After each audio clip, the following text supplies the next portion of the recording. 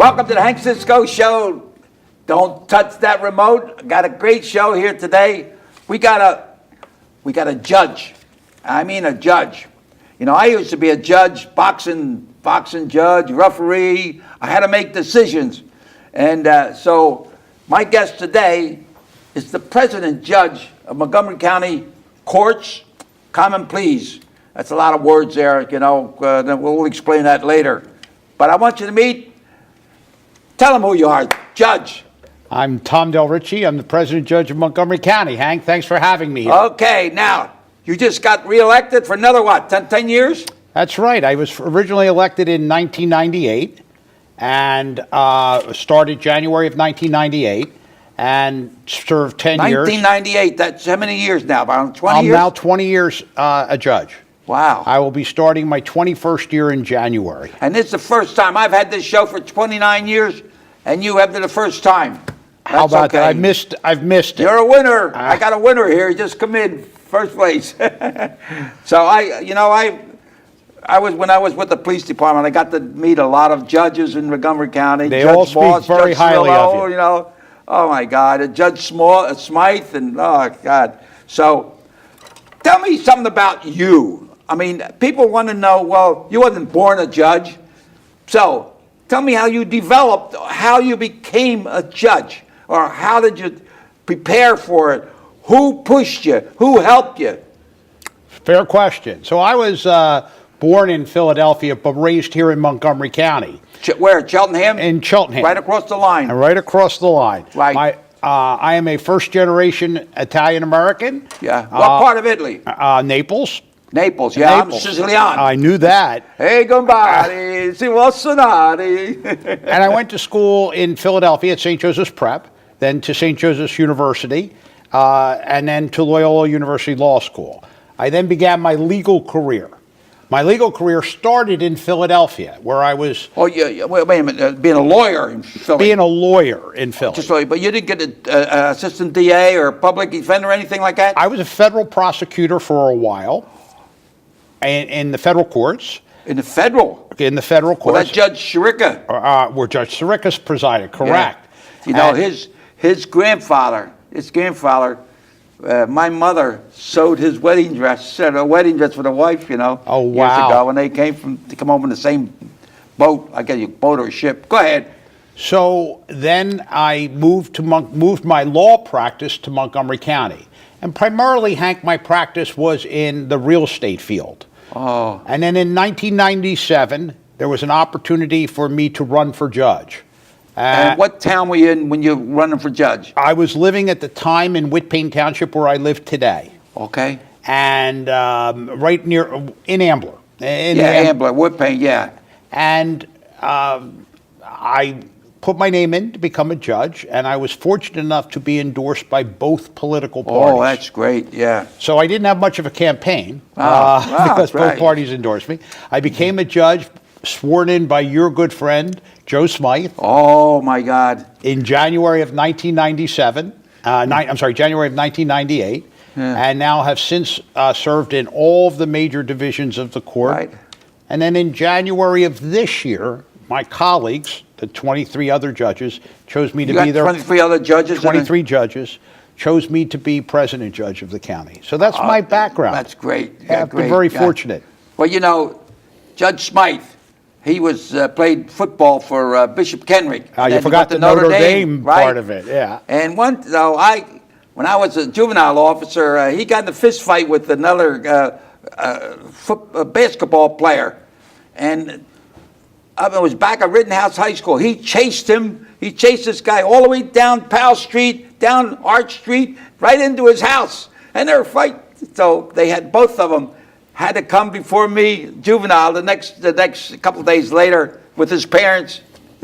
I'm going to remind him of that story when I see him. No, wait, so what? So I said, all right. So I said, you're a good football player. When you fight, shake hands. So the parent says, okay, you know, I think we're all right, you know.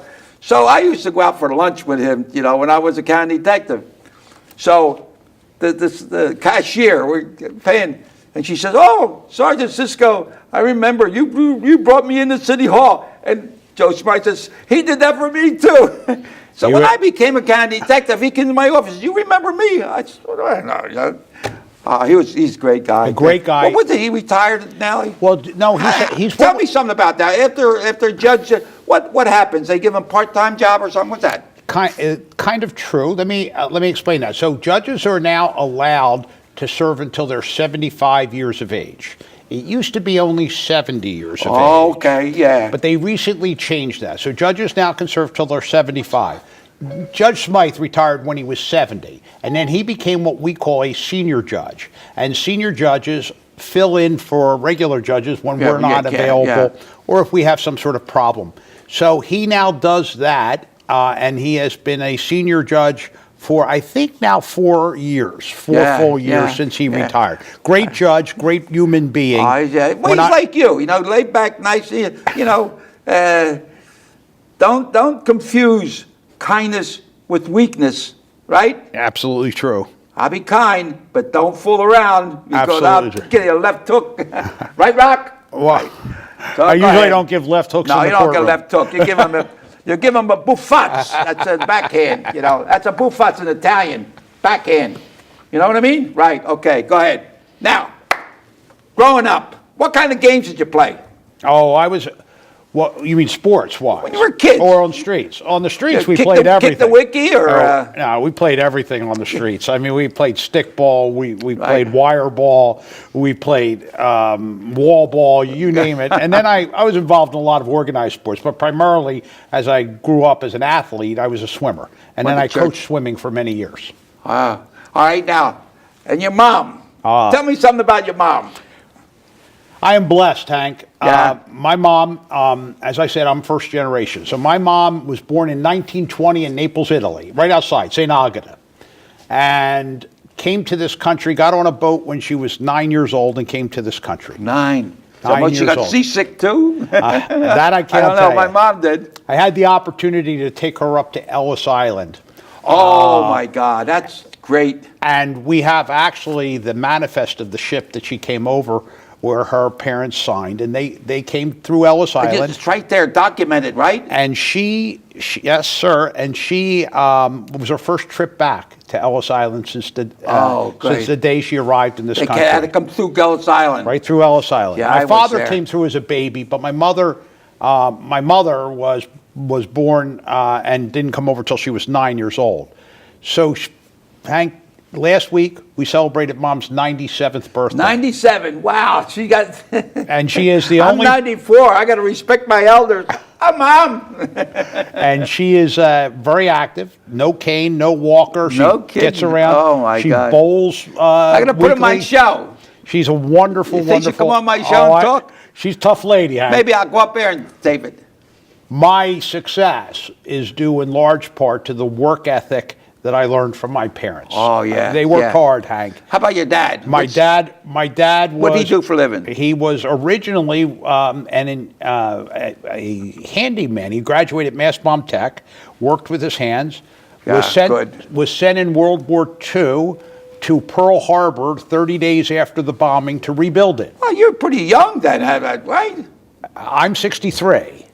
Oh, that's young. There it is. I mean, you're talking about Pearl Harbor. Come on. My father was sent there, and he worked at Pearl Harbor for the rebuilding of Pearl Harbor in Hawaii after the bombing. Oh. And then he served 4 more years in the service, and then retired as a World War II veteran, came back here, and then was for years a Prudential insurance agent. Oh, okay. And then in his later years went back to being a plumber and an electrician, which was really what he enjoyed doing. We lost my dad in 1996. Oh. Shortly before I became a judge. Oh, before he never got to see me become a judge. But my mom has been at every one of my swearing in. Did you hold the Bible for it? Every time. Every time. She and my lovely wife. Did you get sworn in since you got elected? I've been sworn in 3 times now. I've been sworn in for my original term. Right. Then after my first term. 10 years. And then as president judge. I was just sworn in January. Yeah. And this January I'll be sworn in for my second full term. When? January? Our third full term. 20th? January the 3rd. Yeah. January the 3rd. I'll be sworn in again. Maybe So I'll that's get down my mom's story. She's very active and has And then a there's lot got of, some other judges got elected too. two new ones. Rothenstein or something. Rothstein. Okay. Yeah, when I did had her on the show Oh, here. did you really? Yeah, Judge. I had, she asked me, I saw her one day at the thing, and she asked me if going, sure, I don't play no politics, whether you're Democrat or Republican, come on my show. And then they said, no, I got a call from somebody else who was running with her or something. I said, look, I'm not here for debate. I'm just going to one at a time, and I can't. It's both in the same party. I can't do that. Whatever. And outside of bob and weave, So we had two new judges that will be sworn in January. Who's the other one? Jeffrey Saltz. Jeffrey Saltz is his name. So they will be starting, and they've never been judges before. I have to get him on the show then. He's a very nice man, and Well, he will be touch starting. base with him. I will do that Yeah, for you. okay. Okay. And Get him. I'm opening in January, about the middle of January. About the okay. middle, yeah. I'm yeah. sure he'll be more than willing Yeah. to do it. I've A had wonderful, almost- wonderful human being. We're looking forward to him starting with us, and that will bring us up to our full complement of judges. We've been Be 25. 23. Oh, that'll bring you up to 23. Bring us up to the full okay. 23. So that will help us in the courts dispose of all of the matters that we have, and rather than working shorthanded. So Now that'll tell be good. me, the Montgomery County courts are always moving in the right direction, I should say, and they're always expanding. Now, tell me what's on the front burner for the courts in Montgomery County. A couple things. Let's talk first, if I may, about physical plan. So, as you know, our courthouse is only slightly older than you. Our courthouse, well, a little bit. our current courthouse is I used over. to skate there because that was the only place around where we could skate with cement. Everything was bricks. See? So it's 100 years old, and obviously it's too small for us. It really is, and we are squeezed You for have some space. courts across the street too, don't you? We have we've used some of the office space across the street, but that's really not suitable for courtrooms. No. So the commissioners and the courts are in the process of planning the brand new courthouse. So we will be building brand new one. a brand new one. It's called the Justice Center. Now, I want to make sure that you understand, and your friends who watch your What's it show gonna be called, the understand. Justice? It's going to call the Justice Center. But we're going to keep the old courthouse. We're not knocking that courthouse down. That's a beautiful building, Oh, yeah. and we're going to still use it. But we're going to add a whole new Wait, a building walk over the Penn next to it. Street? Right, that's exactly right. Walk over Penn Street. There'll be a connection, and we may end up changing the topography there a little bit. As you know, it's a hill, and we're talking about building a park right there along Main Street. Oh, good. And then putting the courthouse building there, the new courthouse building connected to the old Can courthouse I make a building. suggestion? Absolutely. Okay. That new courthouse, put Cisco's statue out there like Frank Rizzo and the Justice in down Philly. And then let me tell you, Mayor in New York, Philadelphia, you better leave that statue alone. I was a good friend of Frank Rizzo.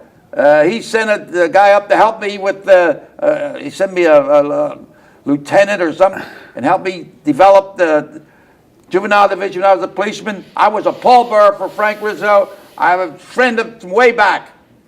Leave that statue alone. I'll talk to you later. Go ahead. Now, Well, you don't want to put a statue of me out there, and then you don't want to fool with it. Well, man, birds have to be I don't somewhere, know. right? So in any, Well, they named the bridge Danahauer Bridge. that's exactly true. Judge Start naming Danauer. some things about some. But I know I got Columbus monuments down in the park. I saw your That's plaque that's, right there. That's good enough for me. Go I ahead. saw your plaque right there. I was there All for right, your now, last. you're So building that. That'll be 2021 that we're hoping it opens. We're in the planning process Well, right that's now. not too far away. No, it's not, sir. It's not. We're planning every No. day. We have planning meetings weekly to make sure that the progress is going along, and we should have designs in by the end of the year. Oh, my so God. it's a big project for us. Oh yeah. And it's probably one of my most important responsibilities as the president judge. How because- long's your term? 5 years. So Oh. I won't. So I only have 4 years left on my term. So there'll be a new president judge cutting the ribbon, but the planning falls on this side, along with the county commissioners and their staff as well. You should join. There'd be two guys cut the ribbon. No, one guy. Yeah, come I on. don't need to cut He the didn't ribbon. do nothing. You did it all. So that's what we're doing on the physical side. On the legal side, Hank, we're developing new programs every day. Tell me about this. You got some special courts. You know, I often wondered when I started in Northtown Police Department, 1951. I mean, you know, a lot of changes in police work and courthouse and all. And we often wondered when a veteran or somebody had a little mental problem, you know, there was a little bit different, tough thing for a judge to be able to decide. So I think you have now special. Tell me something about a special judge. You have a veteran for drugs and whatever. Correct. We have what we call specialty courts. So what we found, Hank, is that there are a lot of times that people aren't really bad people. They just have certain issues that if we conquer the issues, we solve the problem. And we're talking about people who may have mental health issues or behavioral health issues, people who are veterans who are suffering from PTSD or so, you know, and people with, as you know, drug addictions. And they're out there committing crimes, but really if we can solve the root cause of the problem and get them stabilized, we find that we reduce crime tremendously. And I'll give save you a lot of money. Oh, well, let me just give you some statistics, if I could. I won't bore you too much. But I'll talk about our drug court. So we have a drug court right now, which is an 18-month program. That's Judge O'Neill. Judge O'Neill runs my drug court. So for 18 months, people were under supervision, and at the beginning, they have to come to the courthouse almost every day. And they have to have a job. They have to go through all of this. And if they step out of line, there are rewards and there are disciplines. But we know, and we have statistics to show this, that people who do not go through these programs reoffend at a rate of 78%. no kidding. If you go through one of these programs, be it behavioral health court or our drug court, that reoffending rate, which we call recidivism, drops down below 30%. So we're not putting those people in jail. They're working. They're contributing to society. So, and we're saving money. And the cost of those programs is less than it is to house people in jail. Wow. So these programs are not only helping society, they're helping taxpayers save money. Right. And you're helping a neighbor. You don't know who your neighbor is. So a lot of our veterans, for example, come home and they're under a lot of stress. And they've seen some things and it's affected them. Well, they don't know where to get the support. They don't know how to contact the veterans agencies and get housing. Yeah, they don't know where to go. And as a result of which, sometimes they fall on hard times, sometimes they commit crimes. They come to us. We bring the Veterans Administration to them. We get them the housing and the education and the health care and the mental health care that they need. There's a lot of stuff out there for them. Yeah. It's available for them. It doesn't cost the taxpayers money. We get these folks back on, these young men and women who have served our country, back on their feet, and they're doing exceptionally well. So we're doing that with mental health situations, with drug and alcohol issues, and with veterans issues as well. Yeah. And those three courts are greatly helping people. We also have something that we call mortgage foreclosure court. A mortgage foreclosure court. A lot of folks are having trouble in bad economic times, and they're about to lose their house. Well, the banks don't want those houses back, Hank. So we work with the banks and the people to help them refinance their loans and get them back on their feet. Yeah. And we're saving people from being evicted or thrown out of their houses. And it works for everyone. That's great. You know, well, the judge... And Judge Haas... You judges, you look at it, how can we help? If somebody needs detention, or it's to help him, okay? And the police got to do everything to prevent crime. And then, because if you have to make an arrest and everything, then they got to go to court, you got to boom, then a lot of money. So prevention. And then when the court has to find out different ways of helping them. Now, I got a question from the audience. Okay. That lady with the purple dress up there. Purple. What are the biggest challenge for a judge? That's a nice question. Okay. I don't know. I got a new girl behind the camera there. Go ahead. I'm going to refer to someone who was one of my heroes on the bench. What's this? I'm going to refer to someone who was a hero on my bench, Judge Hodson. Judge Oh, Hodson, yeah. who passed away, as you Yeah, know. I had him on my. No, I'm going to run this show. He was one of my heroes. And when I became a judge, I sat down and I said, you know what? I said, everybody thinks of being a judge in terms of the criminal law. But I will tell you, Hank, the toughest thing we deal with every day are families.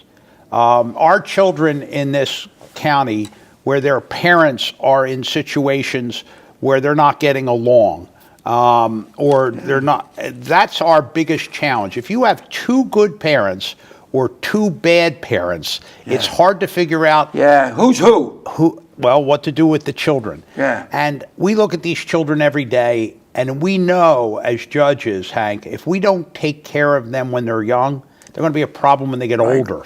Well, so we work, our biggest challenge right now is to make certain that in both our juvenile division, which you're very familiar with, I worked at, and in our family courts, that we address the young people and take care of the young people so that the next generation is ready to serve. That's our biggest challenge. You know, a lot of people don't realize they want some help. Somebody flim-flam them for some money or something. But you have a special thing where citizens arrest, or what's that? Is something a citizen has a complaint? Well, any citizen. What do they call that? Is that under your jurisdiction? No, it's is that not. the justice?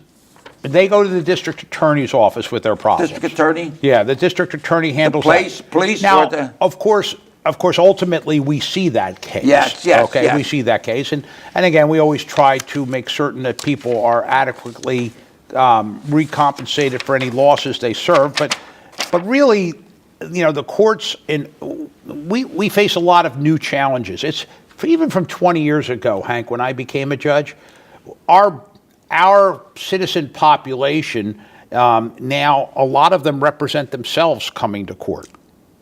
Yeah. Over 60. Yeah, but they say the worst lawyer is to represent yourself. So about 60% of all of our family law cases are involving pro se, meaning people representing themselves.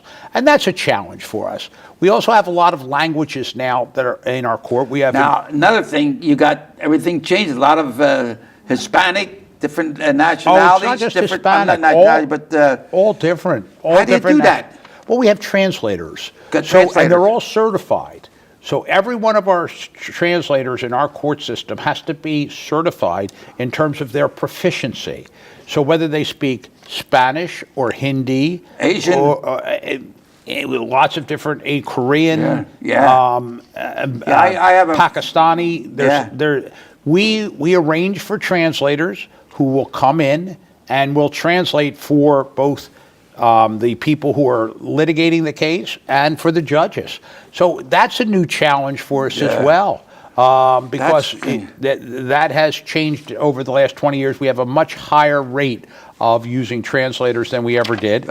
And again, we just have a different roles as judges. I mean, when I first became a judge, it was people came in, I solved the issue that was in front of me, but now I'm doing a lot of different things. Yeah. All right. Now I got another question. That lady with that purple dress, I want you to wear that dress on Columbus Day. You wear purple on Columbus Day, green on St. Patrick's Day for the Irish, okay? And I don't know, any other nationality, I think red for Polish. Yeah, their flag is red and white. I'll be speaking at your Columbus Day program next year. Oh, yeah. God's good. All right, now, here's another one. This guy here with a hat. Take your hat off. You're inside. You wear a hat when you're outside. All right, you ready? I'm ready. Judge, here's one for you. You read it. Okay. Read it out loud so everybody can hear it. How has the actual experience in the courtroom changed? How has the actual experience in the courtroom changed? Well, it's changed, as I said, I think one of our biggest changes is the fact that people are now representing themselves in court as opposed to having lawyers. That's strange. It is. I know he saves money, but he might, a little technology there, not technology, a little... There are technicalities that people don't always know. That's exactly right. And so the judge's role has changed in terms of helping those people through the legal process. Yeah, you help them out. Yeah. But I would tell you that we have also seen a difference in the number of lawyers that come in from out of town. So it used to be in Norristown when you were a young man that every lawyer who practiced in that courthouse was from this area. Yeah, well, wait, stop. It used to be, if a lawyer from Philadelphia couldn't practice in Montgomery County years ago. Is that right? That is absolutely true. Okay, I never knew that. Yeah, they had to have a local lawyer. They had to have a local lawyer sitting next to them. Yeah, yeah. But now we have lawyers. Change it? Lawyers come in from all over the country and practice in front of us. Oh, yeah. We've become one of the areas where large litigation occurs. So we're seeing our courts have become very efficient over the last couple of years. 4 years ago, if you filed a suit in Montgomery County, you could wait 7 years to have your case heard. Oh. We've reduced that. We had over 10,000 cases in our backlog. We had. In the last 3 years, we've attacked that backlog. We are down right now to less than 500 cases that are backlogged, from 10,000 to 500. Considering, it's a big county. And now every case in Montgomery County comes to trial within about 2 years. Yeah. And then you got some phony balonies that come in with goofy cases, Oh, we get some goofy ones. Oh, I'll sue. Everybody, you're going to sue. We get some goofy ones every once in a while. Yeah, well, that's what but makes that's part of our job. All right, now we're going to talk more about you. Uh-oh. You went to school to learn how to cook. What did you cook? Tell me about that. Well, I had some soul food and some Italian food, Well, I didn't have to go I didn't have to go to school to learn how to cook Italian because I had that at my house, right? Yeah. But I was fortunate. I lived in New Orleans for a number of years. And while New Orleans? New Orleans? Yeah. Oh, yeah. Great town. You ever been in New Orleans? Well, you got to go there. Okay. And I was in school in New Orleans. And while I was in law school in New Orleans, I studied cooking in New Orleans, which is a great eating town, as you probably know. Wow. So I learned to cook while I was a young man. Oh, that's good. And still to this day, it's a passion of mine. What's your favorite dish? My favorite dish. Favorite dish to eat or favorite dish to make? Favorite dish to eat, ossobuco. I could eat ossobuco almost every night of the week. Mine, spaghetti and white clam sauce. There you go. Oh, good, yeah. That might be my favorite if I wasn't worried about getting it on my tie. But when I was in the Army, I got a medal. I saved my whole company. I got a medal. I shot the cook. All right, so that's a Social Security joke. You get it when you're 65. Okay, Rock? Laugh. All right, okay.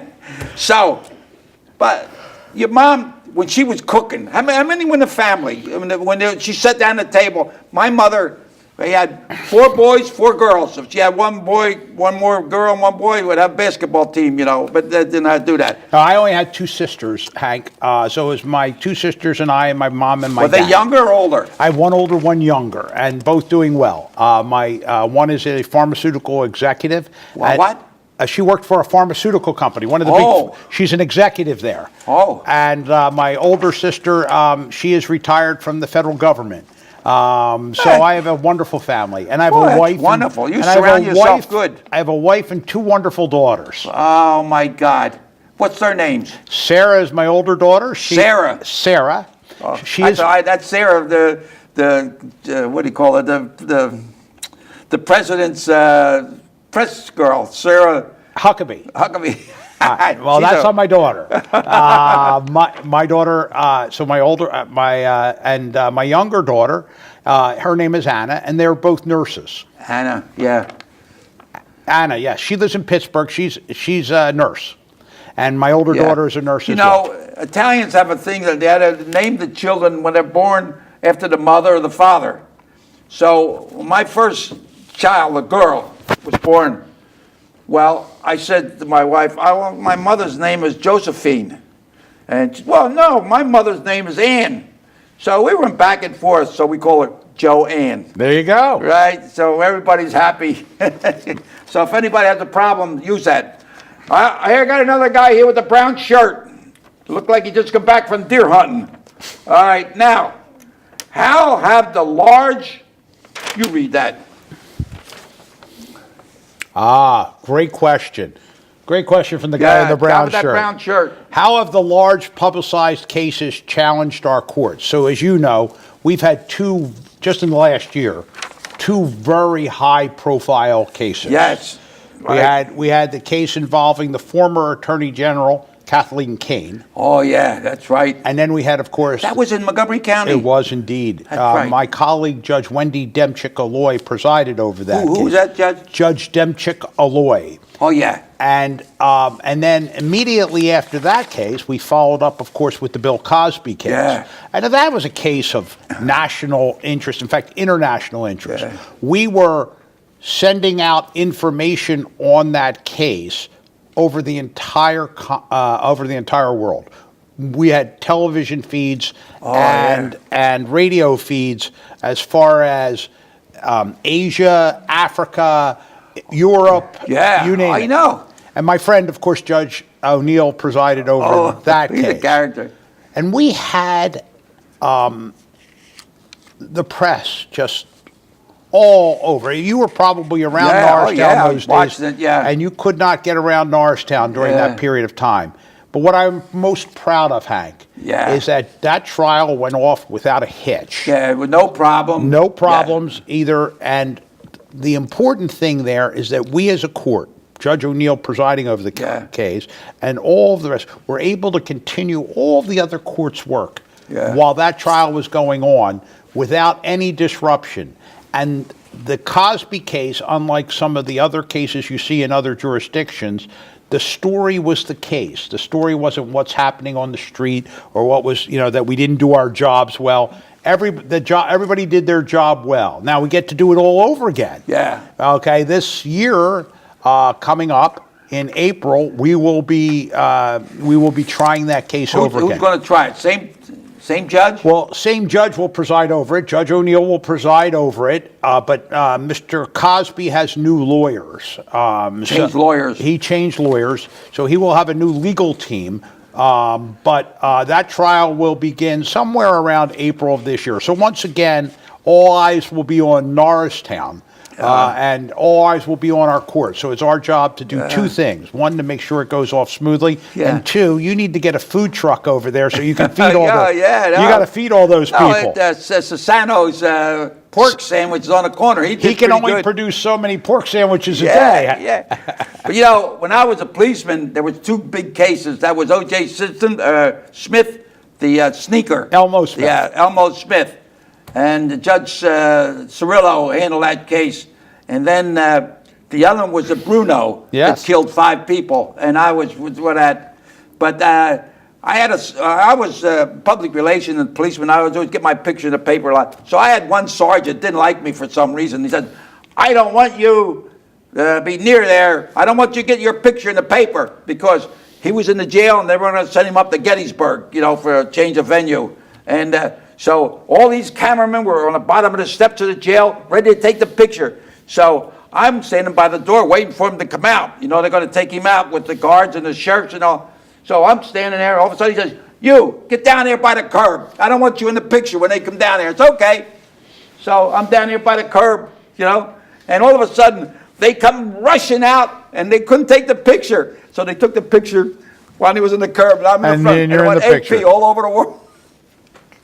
So, I don't see that up on your wall anywhere. Oh, yeah. I was over there with Frank Rizzo. I got an award over there. And he was a great guy. I was a pallbearer for him. He used to call me up and different. And we went up to Harpoon Louis. I said, get out of Philadelphia. Come on over, when he was retired. Up on the ridge. Yeah. And so he wasn't mayor then. So I made the reservation for upstairs. We're upstairs. And we're eating and he's smoking a cigar, and finally somebody spotted him, They started looking there. Next thing you know, the room filled up, and finally we come from upstairs, downstairs, and here's all them people waiting. Come on, Frank, come on back, we need you, And he ran.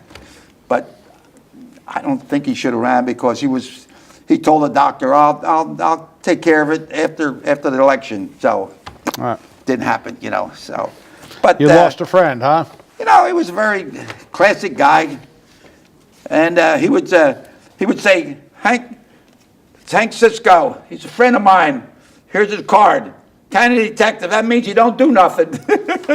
And then he would say, and Cisco, yeah, when he goes to church, he says when they pass the thing, he shows his badge. You know? Instead of putting money in, huh? Well, So- you earned your money, Hank, and you earned your retirement well. I enjoy it. All right, here's another one. Come one down. Wait a minute. Come back. What is your fondest? Oh, I like this. What is your fondest memory as a judge? That's a good question. I like that. That's a great question. I will tell you it was about, I'm going to say it's about 4 years ago. I got a letter from a young lady who had appeared in front of me numerous times. She had a very bad drug addiction. Oh. And at one point in time, she had been arrested 11 times. Oh. And most of them were not that serious, but she was constantly putting herself at risk. Prostitution. The local police were picking her up all the time? All the time. And and finally, I got her. I put her into the county jail. She got sober, and then we got her into treatment. And I will tell you that I got a letter from her. Later. She had moved out of state. She's married. She has a child. Oh, it's wonderful. And she is working full time. I thought you were going to say that it's something where you were help somebody, where somebody come out good. Hank, if every day I go to Yeah. work, and you hope you can make the world a little better that day, that's how you have to do it. Yeah. They don't all have happy endings. Yeah. Hank, I've lost people who appeared in front of me and I thought they were on the right track, only to find out that they died on the streets. Yeah. And it breaks your heart. It breaks your heart. But every once in a while you get the victories too, and you have to relish those victories. Yeah. And I will tell you, without a doubt, it's helping people like that young lady makes it all worthwhile. Yeah, well, when I started in the police department in 51, I didn't know anything about drugs. Don't forget, when I started, they gave me a gun and a badge, a nightstick, and a hat and everything. No education or anything, put me out on the street. And then all of a sudden about drugs. So I was a juvenile man. So and here the teenagers, this one kid worked at the Gennardi's, and an oregano broke a jar. He got it. He looked like marijuana. So he was putting little bags. He was selling it for $5 a piece, And then they were getting sniffing glue, That was the thing. So unfortunately, things the changed, drugs got real bad. All right. So, Judge, 30 seconds. Come on, wrap it up. What do you think? You want to tell something about? I just want to thank you, and I want to thank all the voters in Montgomery County. They've given me a chance to continue to do the job that I love to do every day. And it's a great honor. And I know that they've given me a great responsibility. So all I can tell you is I hope that 10 years from now you'll have me back on your show. You'll still be in that chair. Wow, 94, 96, 97. And I'll just keep doing the job that the voters let me do. Well, it's been I always say to the young high school students, I'm an 8th grade dropout until somebody told me you better get an education before you leave the police department. And I got a GED. I took a course and then Montgomery County Community College. And this is the most important thing, getting your education. Absolutely and true. You got it. You got education, you have your training, and you have your experience. The whole three. That's got.